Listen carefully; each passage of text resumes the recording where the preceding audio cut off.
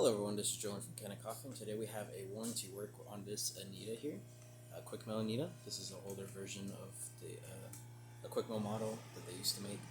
And what was happening is that originally it came in for issues with pressure and not building up enough, or it's actually not heating up in general. So we replaced both the pressure stat and also adjusted that to about 1.4, 1.5 bars, and then also replaced the relay just to, preventive maintenance, because those are usually the two parts of the machine that start to give out. We also checked the heating element originally, which seemed to be in good health, and then it came back for the same issues, but we were unable to find those issues. It also came with issues with leaking from the water pump, which we resolved. It was just a little silicone hose that had a little bit of damage. And so, I just wanted to quickly record a video and test. So mainly what we're looking for is the moment I turn on that switch, that light turns on, meaning that the heat element turns on. I already had pre-warmed it, which is why it's almost at 200 degrees, but cooled off the steam boiler so that we can see it actually heat up instantly. So we're going to turn this on. Instantly that light turns on, as you can see. And now it's going to start warming up that steam boiler. And as we wait for warming up,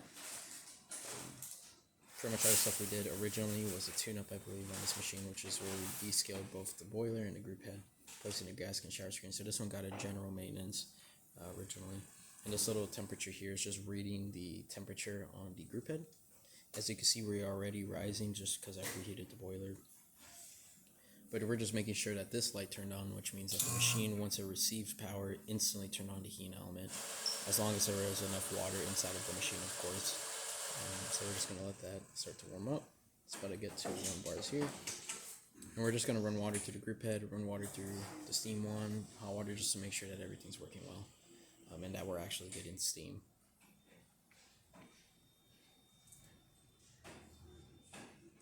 So we're about 1 bars. I'm going to start running the group head. Emptied the heat exchanger a little bit earlier, so there shouldn't be much water. But as we let it run, as you can see, water is coming out like normal.